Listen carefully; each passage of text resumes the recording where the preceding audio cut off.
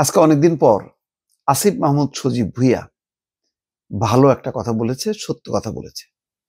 সেটা হচ্ছে হাসিনার পতনের পর রাজনৈতিক দলগুলো সহযোগিতা করেনি। কাকে করেনি? ডক্টর ইউনূসকে করেনি, করেনি হচ্ছে সরকারকে। তো এটা যেমন সত্য কথা, আবার বিপরীত একটা বাস্তবতাও আছে।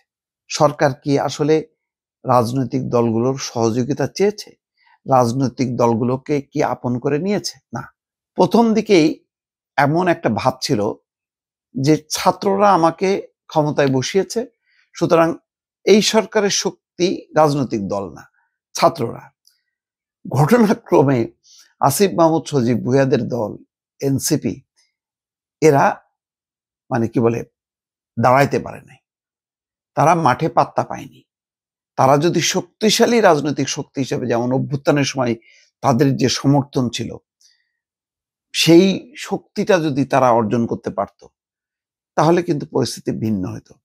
এখন যখন নাকি তারা রাজনৈতিক দল করে এক ধরনের আত্মঘাতী সিদ্ধান্ত নিল এবং তারপর বৈষম্য বিরোধী ছাত্র আন্দোলনের নামে চাঁদাবাজি, এটা সেটা নানা অপকর্মের মধ্য দিয়ে যখন নাকি বৈষম্য বিরোধী বিলুপ্ত, এনসিপির একটা ভাঙাচোরা রাজনৈতিক দলের রূপ নিল, তখন কিন্তু ডক্টর মোহাম্মদ ইউনূস বুঝতে পারলো যে আরে এদের উপর তো ভরসা করা যাবে না। তখন কিন্তু দৌড় দিল বিএনপির কাছে, তখন দৌড় দিল জামাতের কাছে। প্রথম দিকে আমার এখনো মনে আছে, মির্জা ফখরুল ইসলাম আলমগীর একটা কথা বলেছিলেন যে সরকার যখন সংকটে পড়ে তখনই আমাদেরকে ডাকে, অন্য সময় ডাকে না।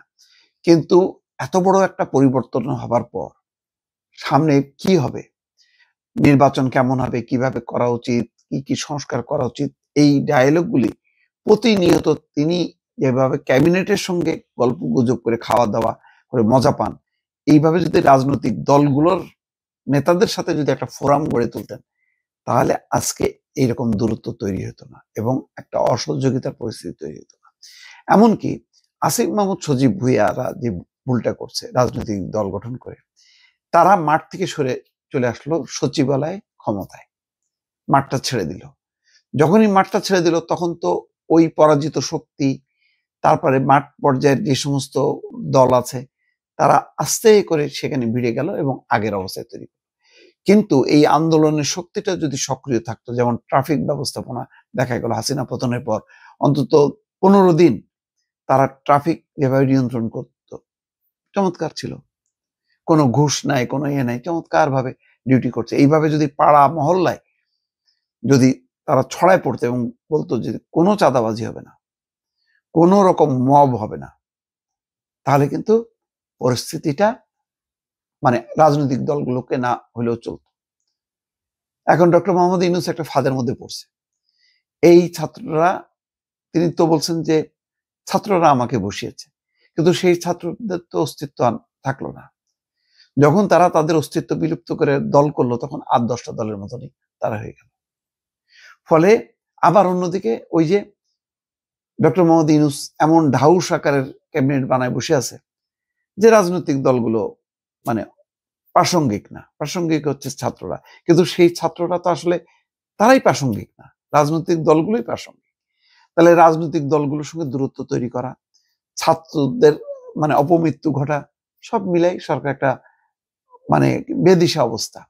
আর একের পর এক আইন শৃঙ্খলা পরিস্থিতির অবনতি, মব, জিনিসপত্রের দাম বাড়ার মধ্য দিয়ে পরিস্থিতি এমন হলো যে তখন তড়িঘড়ি করে বাবা নির্বাচন দিয়ে পালাতে পারলে আছি। তো এই যে পুরো পরিস্থিতিটা, এটার দায় কি রাজনৈতিক দলগুলোর? এর দায় কি ডক্টর মোহাম্মদ ইউনূস বা তার সরকারের নেই? এই বিষয়টা একটু ভাবতে হবে।